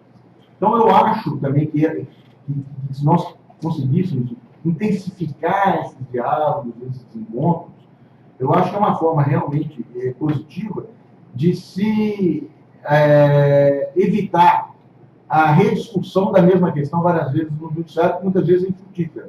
Mas você pode mostrar um novo enfoque sobre uma determinada questão fora do judiciário. E com isso, inclusive, propiciando que, no momento oportuno, ela venha a ser discutida dentro do judiciário.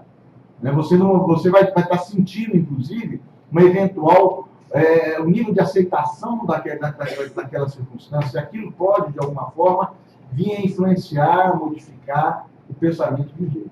Então, eu sou totalmente favorável a encontros, debates, bate-papos, e muitas vezes nesses congressos, o que vale a pena não é nem a palestra em si, mas aquela conversa que você tem no coffee break, antes, depois, onde você vai trocar experiência, você vai trocar ideias, cada um vai contar o que já passou, o que aconteceu com ele, olha, assim funciona assim, assim, trocar, inclusive, questões novas que vão surgir.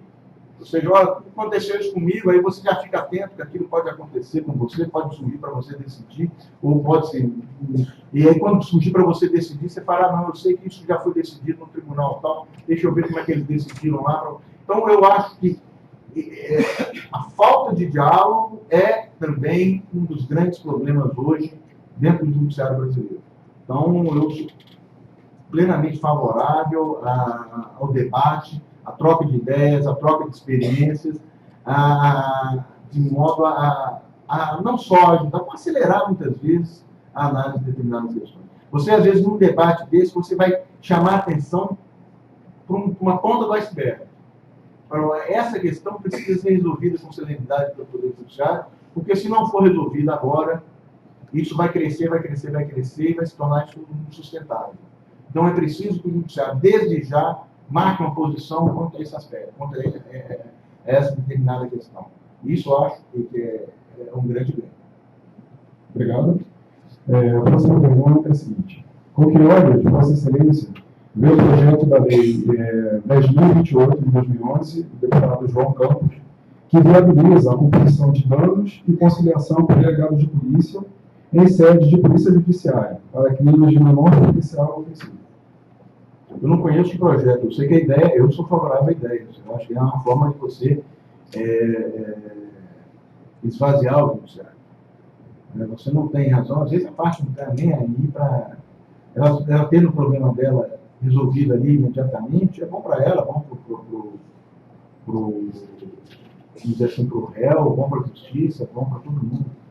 Um dos problemas que existe hoje no Estado brasileiro é a pouca preocupação com a vítima, né? Não é uma tentativa de sempre se punir, e às vezes não quer nem saber se a vítima tem interesse ou não que aquela punição ocorra, ou para ela, às vezes, uma solução alternativa dela, ela sendo reembolsada pelo prejuízo dela, para ela resolver o problema e pronto, acabou. Então, eu acho que esse aspecto tem. É claro, eu não conheço, como disse, eu não conheço o projeto, não sei exatamente os termos. Acho necessário a presença sempre de um advogado. Não é por reserva de mercado, não é para dizer que o advogado tem que participar. Mas eu acho que a parte envolvida ela tem que estar coberta, né? Eu acho que ela tem que ter, ela não pode ser, vamos dizer assim, pressionada a se chegar a uma determinada conclusão, ou de um lado ou de outro, apenas para resolver e não dar trabalho para o delegado, não dar trabalho para o Ministério Público, nem nada. Então, eu acho que até para a credibilidade do sistema, eu acho que é importante a presença de um advogado, de um defensor, e acompanhar de perto esses procedimentos. Agora, que eu defendo esses meios alternativos, eu sou o defensor número 1. Obrigado. A próxima pergunta é a seguinte: não seria o caso de instituir o princípio da litigância de má-fé no direito processual penal com responsabilidade criminal para os advogados que procederem de tal forma?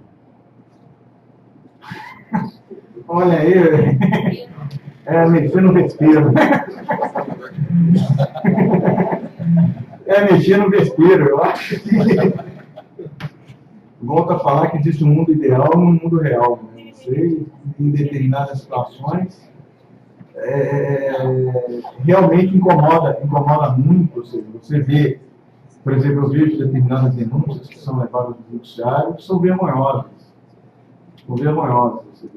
Submetem um determinado cidadão a responder um processo penal, que é uma coisa que é um desgaste para qualquer um. Eu acho que só quem já respondeu um processo penal sabe o que significa isso. Muitas vezes, dependendo da dimensão que aquilo toma, isso não tem volta. E é feito muitas vezes de uma forma totalmente irresponsável. Uma forma assim, vou cumprir meu papel aqui, vou fazer a denúncia, oferecer e tocar o barco para frente. Mas você sair para a responsabilidade penal é um caminho a se pensar, porque eu acho que também o que acontece muito hoje no Brasil é que as pessoas não têm responsabilidade pelo que elas fazem. Né? Então elas fazem determinados procedimentos, adotam determinadas posturas, e o que vai acontecer lá na frente, ela não tem consequência. Então você vê, ou seja, não só no campo penal, mas você vê determinadas ações civis públicas que são propostas e a continuidade dela ninguém sabe o que vai acontecer. Né? O fato foi criado. Né? Mas a responsabilidade penal e mesmo a responsabilidade civil, eu acho que ela não pode ser descartada, não. Eu acho que as pessoas têm que ter noção de que tudo aquilo que elas fazem, elas têm que responder. É claro que você vai sempre examinar isso com cuidado maior, né? Porque vai chegar em um determinado ponto que você vai estar num miame aí de responsabilidade funcional ou não, ou seja, de interpretação, se aquilo justificava ou não aquele tipo de ação, aquele tipo de procedimento. E aí você vai, nesse fio da navalha, vai ficar difícil você responsabilizar penalmente. Mas você verificando que existe má fé, a intenção dolosa realmente de se prejudicar alguém, eu não vejo por que não se caminhar para uma responsabilização penal e uma responsabilização civil. Não, muitas vezes não necessariamente do responsável da própria instituição. Muito obrigado, ministro, por responder a todas as perguntas. Senhoras e senhores, ouviremos agora as palavras do excelentíssimo senhor defensor público-geral do Estado do Rio de Janeiro, Wilson Bruno Ribeiro. Ministro do Superior Tribunal de Justiça, Sebastião Alves dos Reis Júnior, primeira subdefensora-geral do Estado do Rio de Janeiro, Maria Luísa de Luna, segundo subdefensor público-geral do Estado do Rio de Janeiro, Fábio Brasil, ouvidora-geral da Defensoria Pública do Estado do Rio de Janeiro, melhor ouvidora do Brasil, Darcy Burandi, diretor-geral do Centro de Estudos Jurídicos e assessor de Relações Institucionais e Assuntos Parlamentares, Ramon Doppler, promotor assistente de Recursos Constitucionais do Ministério Público, Dr. Frederico Albernazzi, Gilberto Stivanello, delegado de polícia representando nosso chefe de Polícia Civil, Fernando Veloso, nosso chefe de gabinete, Daniel Nogueira, queridos colegas, servidores, e o ministro Sebastião, querido amigo, quero parabenizá-lo pela excelente palestra e agradecer pela sua presença, principalmente depois desse relato, desse número absurdo de processos que Vossa Excelência recebe todos os meses, e a atenção que a gente tem com a Defensoria Pública do Brasil, sobretudo e principalmente do Estado do Rio de Janeiro. Eu quero também justificar as ausências de dois colegas que atuam junto aos tribunais superiores, Thais Lima e Fábio Ferreira da Cunha, que moram lá em Brasília. Ela está muito chateada de não poder estar aqui presente, o Fábio também, apesar de estar no direcionamento civil, mas são colegas que infelizmente residem lá e têm dificuldade para estarem aqui. Mas ele perturba muito. E para nós é uma honra muito grande. O Jovem Valor, uma defensoria de 2008, e já vem se revelando um defensor extremamente combativo. Então, para nós é uma honra muito grande tê-lo aqui na nossa casa. Essa aproximação é extremamente necessária, fundamental. Já tivemos em outras oportunidades. Daí a nossa aproximação e amizade. E sabemos como pensa o ministro Sebastião Alves. E é muito importante trazê-lo aqui para que os colegas também entendam que não há nenhum óbice, não há nenhum distanciamento, não há nenhuma estrada que separe o Superior Tribunal de Justiça da Defensoria Pública. Muito pelo contrário, nós estendemos esse convite também, e aqui a grande demonstração é a presença do Ministério Público, da Polícia Civil, também a OAB, para que fique cada vez mais claro, e o Tribunal de Justiça também, cada vez mais claro que a nossa intenção é dialogar com todos. Nós queremos a solução imediata, rápida dos conflitos, e aí investimos como nunca na mediação, na conciliação, e temos alguns exemplos, ministros, que muitos não sabem. Atuamos também na solução de conflitos junto ao poder público, como no caso da Taça da Silveira, aquele colégio que o louco entrou e matou 12 crianças. Todas as famílias já foram indenizadas através da Defensoria Pública. No episódio do Bom de Santa Teresa, que pessoas faleceram, todas as famílias também já foram indenizadas através da Defensoria Pública.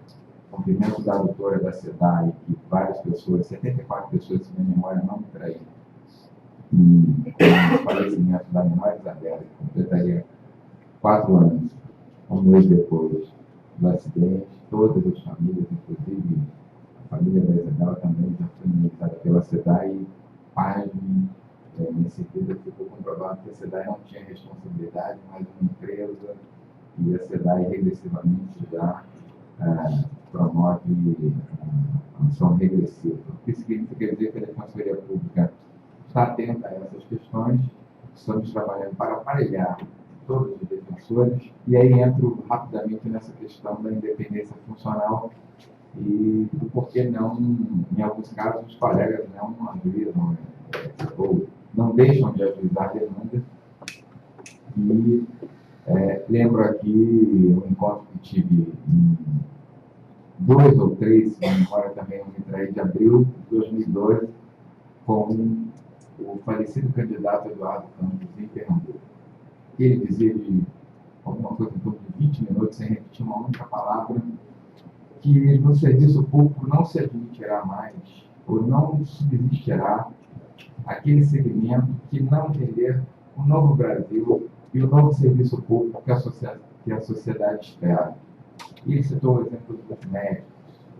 O médico que atende no seu consultório, com toda a pompa e circunstância, o seu cliente particular, não pode, no SUS, tratar o mesmo paciente, só que pobre, com as mesmas enfermidades, anomalias, de forma diferente, de maneira diferente.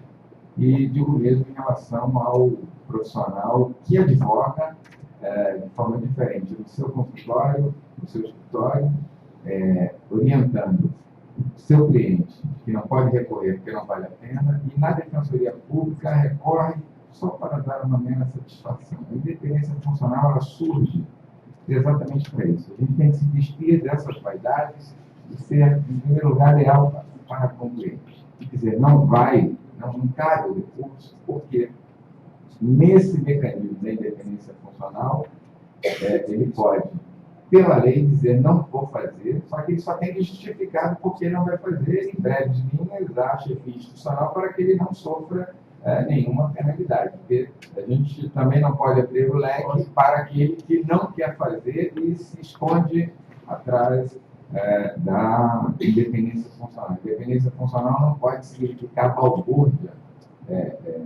funcional. Nem para mais, nem para menos. Nem para mais, nem para menos.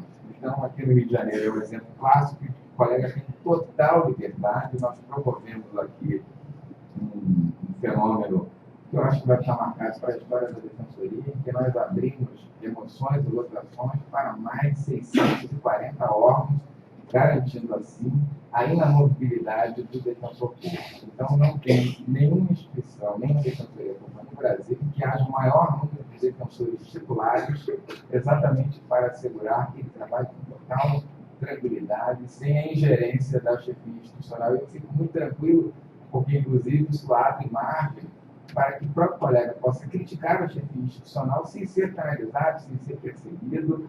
Então, eu acho que é um ganho extraordinário para a democracia, para o empoderamento da instituição. E tê-lo aqui com essas palavras, e o que mais me marcou foi o pragmatismo, e eu acho que é isso que falta em alguns profissionais, e aí a gente tem que fazer uma crítica generalizada, como o senhor bem colocou, inclusive na sua própria instituição, temos que nos despir das vaidades e agir como servidores públicos que somos. Nós estamos aqui para servir a população, e se nós não atentarmos com cuidado, com carinho, para essas mazelas que ainda acontecem hoje no serviço público, nós estamos fadados ao insucesso, porque a sociedade está cada vez mais atensa e cobrando cada vez mais, que não adianta buscarmos apenas melhorias salariais. Queremos, precisamos, o salário dos juízes, dos promotores, dos defensores, ainda está aquém das suas reais necessidades, sabemos disso, podemos avançar mais, mas a qualidade de serviço pode ser entregue de forma mais célere, e esse volume de mais de 100 milhões de processos que a gente tem na justiça é responsabilidade de todos, e não só do judiciário. E a gente tem que fazer o meia-culpa e cada um fazer o dever de casa para reduzir sobremaneira esse número extraordinário. Então, fica aqui, em primeiro lugar, ficam as nossas homenagens agradecimento de toda a Defensoria Pública, tenho certeza que também do Ministério Público, da Secretaria de Segurança, da Chefia de Polícia Civil, da Ordem dos Advogados do Brasil, da Justiça, e estamos cada vez mais próximos, dialogando, respeitando cada qual a sua independência, a sua autonomia. Veja, o senhor, a ousadia da pergunta sobre a punição, a possibilidade de litigância de má-fé na Casa da Defensoria Pública sobre isso, e a demonstração de que aqui realmente é a Casa da Democracia, e aqui estamos prontos para ouvir e receber todas as possibilidades que possam levar-nos a uma melhor prestação de serviço à população. E hoje o senhor aqui contribuiu muito para o avanço, não só da Defensoria Pública, mas de todas as instituições que funcionam perfeitamente no Estado do Rio de Janeiro, e a gente quer aprimorar cada vez mais. Muito obrigado, ministro. Eu que quero.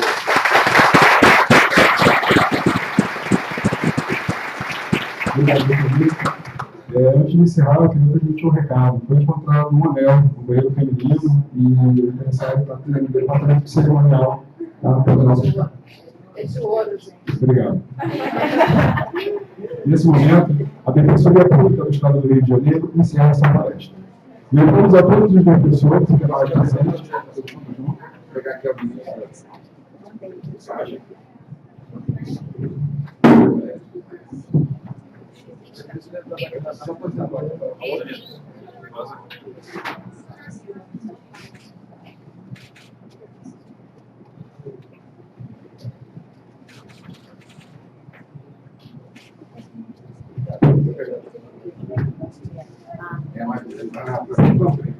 Foi um grande prazer. Quanto mais a gente puder conversar,